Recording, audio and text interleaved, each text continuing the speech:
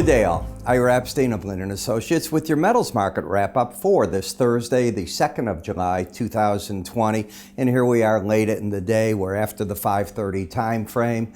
Not all the markets are going to reopen tonight. Understand that your grains aren't going to reopen. You won't get very much in the way of bond note action as the cash markets will be closed, but certain markets will be open. You're already open in the metals, as you can see, down a little bit. Stock indices up. Foreign currencies are going to play also. So you might want to check. I've sent out to all of our clients and subscribers information on the openings and closings for them.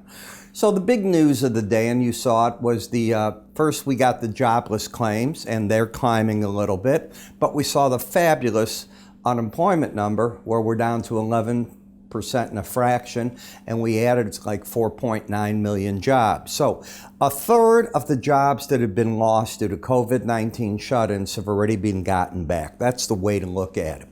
There's a point where they're harder to add the other jobs if we keep restaurants and movie theaters closed and concerts closed and bars closed. You know what I'm getting at. But more things are opening than closing. Unfortunately, COVID-19 numbers are going to rise, and the question is, do the people that have to pay attention and wear their masks and social distancing? But they tried to break the gold market today, and we'll get to this now in a moment here. For the week, and the week is not over. Now, I want to tell you, I am not putting out tomorrow another series of videos. I'll be gone for the holiday, just like so many people. I'll be back Sunday night looking at the markets, putting out then my written recommendations, and Monday I'll start all the videos. So you're not going to get a weekend video. This will be it. And as you can see, at least for the week so far, we're up $14, and we're well over the 1750, 630 level. So we're getting that upside breakout in the market. When we look at a daily bar chart, you see how the market's been climbing, and the interesting part is you stepped out of a trend. You have a higher high, lower low pattern. So you have to figure out what do you want to do right here becomes the big question. I know when I put out my morning subscriber video this morning in this area, I told clients, well, you know, you're long, you got a lead. Your question is, do you want to carry it over the weekend or not? If you don't worry about it. Take a profit. Nobody goes broke doing that.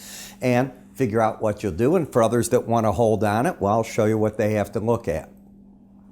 When we take a look at where the market's at in relation to key moving averages, you're over what I call the line in the sand, the 18-day moving average of closes, which means my bias is up. Therefore, I'm always looking next thing at the swing line, and because it's not trending, it's neutral. So I have the bias up, a neutral trend for the short term. Where did the market peak out? On the first challenge yesterday. And I'm going back 2 days. I know that we're already open for the Friday trade, but I think you understand it's Wednesday's high, and the market stopped literally at that number and got thrown back rather hard. So what I'm looking at is, do we lose the embedded reading or not? Now, the market did its darn best. If you take a look, it kept the embedded reading on Thursday's close.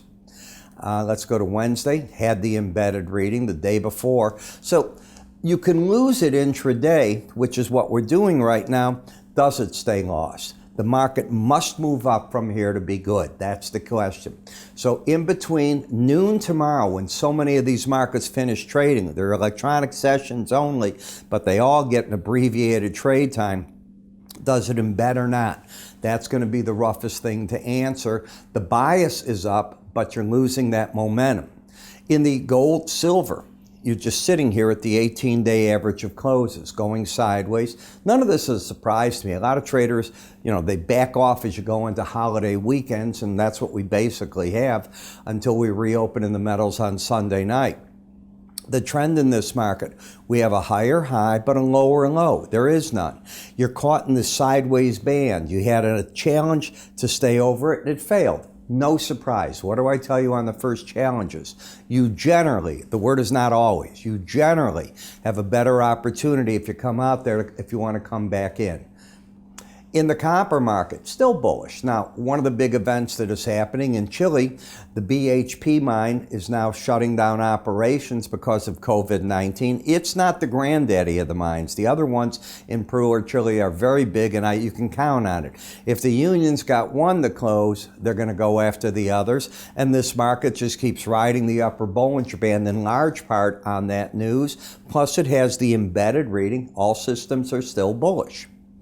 In the platinum market, we have a pattern of lower low, higher high, sideways action, and it's just trading in between the 18 and the 100-day average. And other than this one hit back here about a week and a half ago, just sort of drifting right on that average. I wish I could say it's trending. It's not. Nor is the palladium market. It's caught in this sideways band that I call a pipe.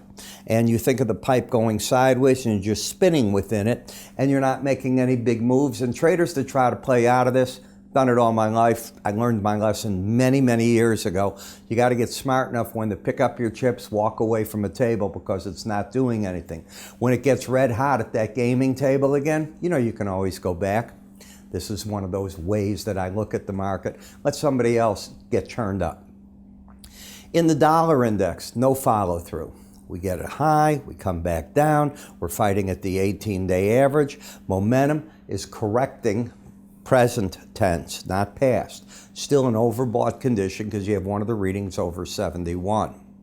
And last year, we just come back to the charts and see that they're all getting ready to trade again. Now, before I put up an ad, I'm not even going to do it today. Here's what I want to tell you. My charting course. My charting course is on sale up until July 5th. Today is the 2nd. It was normally $179.95. Sometimes I've charged for this exact course $249.95. I'm kicking the price back up to $199.95 on July 5th. So my IT people are listening, that's what you're going to. Until then, the charting course is $99.95. You get one shot at it now. Don't take it. Don't want to hear about it. You're going to get 54 videos, almost 6 hours of videos, our charting software, access to the different research packages we have if you're not in them already. And my goal is to first, via a PowerPoint, teach you what this does. We're going to cover swing lines, moving averages, Bollinger Bands, slow stochastics, and window envelopes. Window envelopes are important.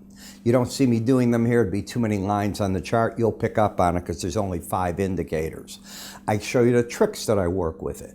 Then in the mornings, what I do is I go through 40 charts with you. Each morning, you can come in whenever you want. It's a recording that I make for you.